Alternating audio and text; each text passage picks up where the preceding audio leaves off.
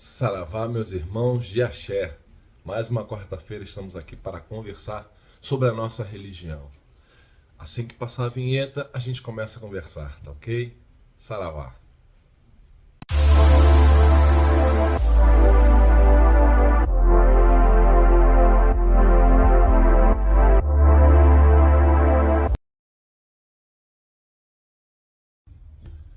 Então, essa semana algumas pessoas andam. Eu conversando com algumas pessoas, eu gosto muito de conversar.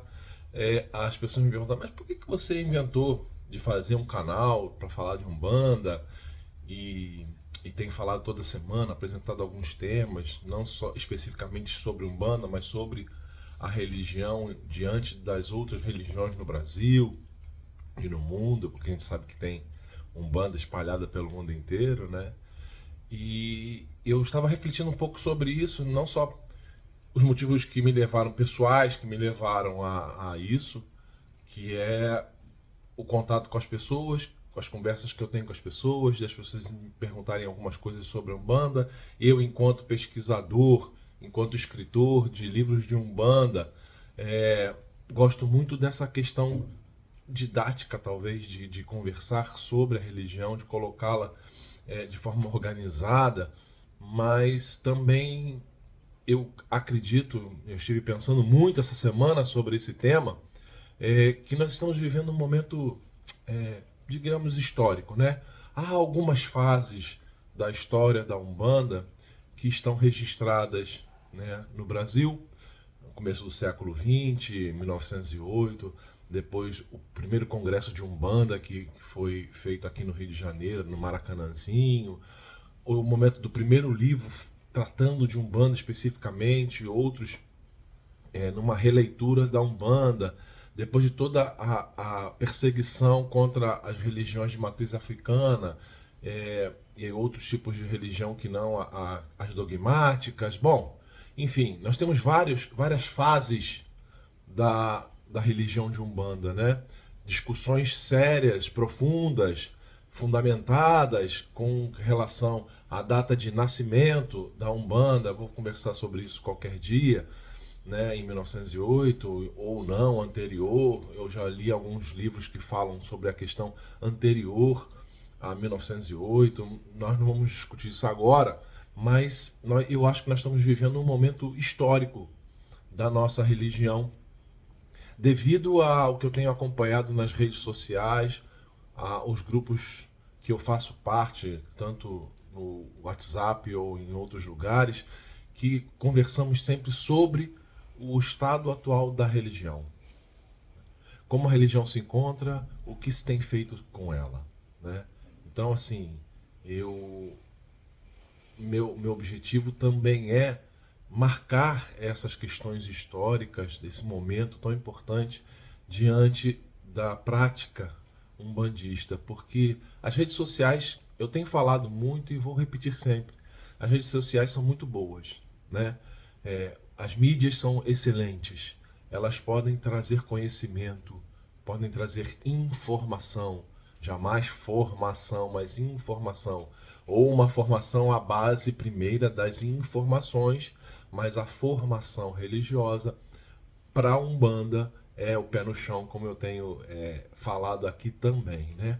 Mas nós temos visto também muitas coisas assim complicadas de se entender, alguns, eu diria, alguns abusos na prática ou na divulgação da prática. Eu já também é outro tema que eu já toquei aqui, mas eu estou achando muito importante porque foi fruto de uma conversa essa semana, que nós temos visto algumas coisas que são da religião e que são restritas ao processo mágico da religião que estão sendo veiculadas, né?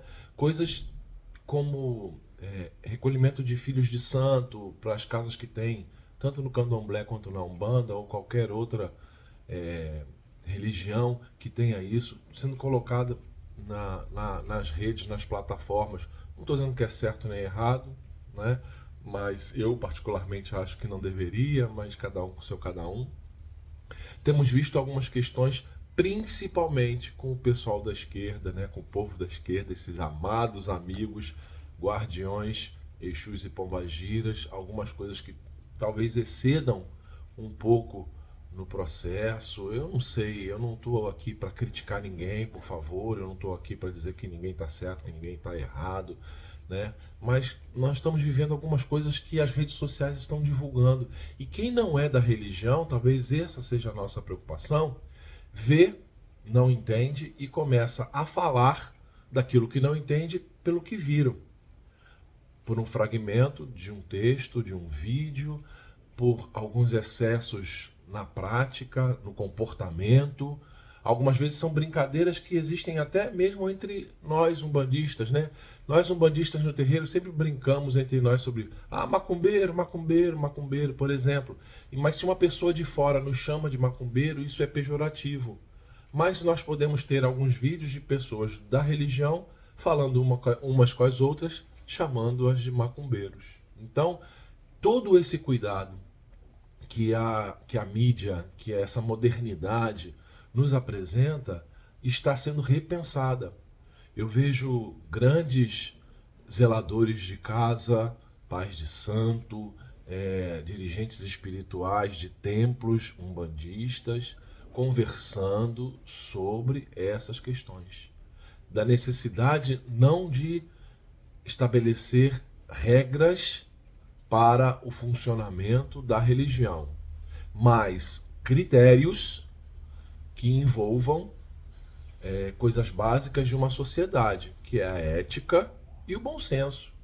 Bom senso, nós sabemos então que não é nenhum conceito fácil de se lidar, porque o bom senso para uns pode não ser bom senso para outros, mas nós temos que ter cuidados. Eu acho que nós estamos vivendo um momento que houve uma liberdade total na divulgação dos processos umbandistas, né? Eu vou falar da Umbanda, não vou falar das outras religiões, mas eu vejo que isso acontece também com outras religiões, mas houve uma liberdade talvez muito grande, e onde tem muita liberdade tem talvez excessos.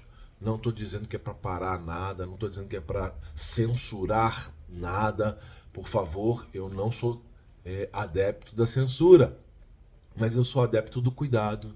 Nós devemos ter cuidado. Há coisas em terreiro de Umbanda que fazem parte do universo, do grupo mediúnico daquela casa.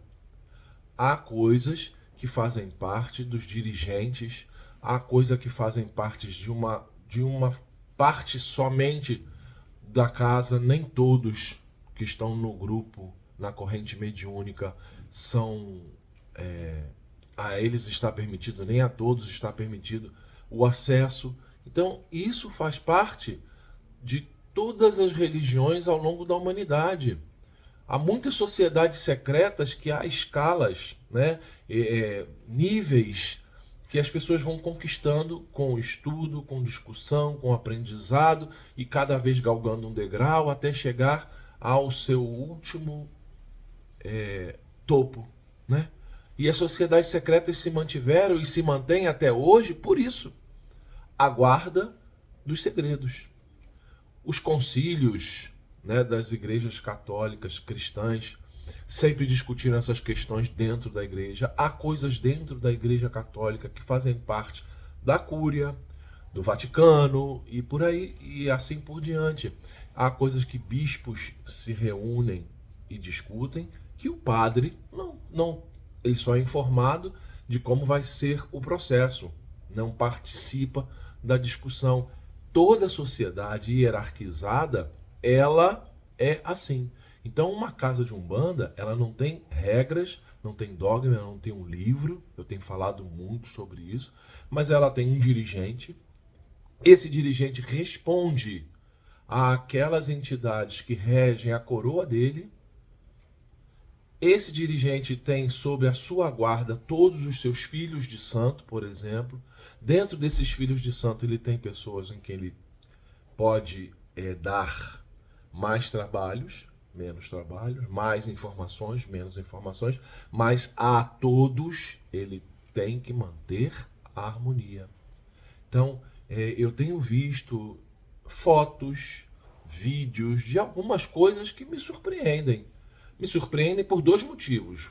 Uma, por eu não conhecer, podendo ser alguma coisa absolutamente umbandista, de um tipo de prática umbandista que eu desconheço, então me surpreende, mas existe.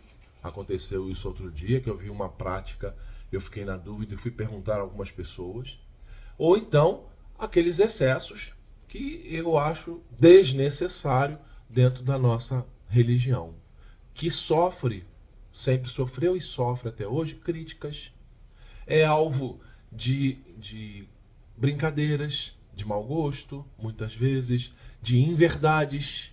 Então, nós devemos preservar. Talvez esse seja o objetivo maior do meu canal, né? De trazer as dúvidas que as pessoas conversam comigo sobre a religião, mas alertar o tempo inteiro, e farei isso sempre, sobre os cuidados com a nossa religião. Eu brinco, eu falo às vezes, ô macumbeiro, a macumbeira aqui que vou fazer a macumba, mas sei que isso pode ser perigoso para quem está escutando de fora, porque o tom pejorativo da macumba é desde sempre. Aí algumas pessoas dizem, não, macumba é um instrumento musical. Não, macumba também era uma prática religiosa no final do século XIX, no Rio de Janeiro, chamado macumba, porque eram tocados instrumentos chamados macumba. E aí, por associação, por metonímio, todo pela parte, chamava-se de macumba a prática que era tocada por macumba. Então, não é só dizer, macumba é um instrumento musical. Não, macumba também é uma prática, ou foi uma prática religiosa até o final do século XIX, quando no século XX, no começo do século XX, houve a tentativa dessa organização dessas práticas, chamando de Umbanda. Então, meus irmãos, esses são os motivos pelos quais eu me aventurei no canal. Eu espero estar colaborando com todos. Eu estou sempre à disposição para conversar, para discutir, para buscar informações, trazer as informações, aprender, porque eu também aprendo a cada dia. Eu costumo dizer, eu vou morrer sem saber tudo, né? E que Oxalá nos abençoe, que nossas entidades de luz sigam sempre os nossos caminhos, a mostrar a temperança, a cordialidade, o amor ao próximo, a vontade de crescer, de se melhorar enquanto pessoa, que isso tudo que são os fundamentos da nossa religião possam estar resguardados no coração, na mente e na alma. Que Deus, nosso Pai, nos proteja hoje e sempre. Assim seja. Axé.